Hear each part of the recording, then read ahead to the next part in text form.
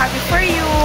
Ang wish ko, sana good hair, tsaka sana magtagal ka pa dyan. And then, same time, marami ka pang matulungan na tao. Masaya ako dahil sa mga na-achieve mo at nating pamilya, especially sa tulong mo kay David. Thank you so much talaga. Talagang blessing ka sa amin, sa maraming tao. Yun lang. Sana happy ka ngayong birthday mo. Love you. Bye-bye. Shalom.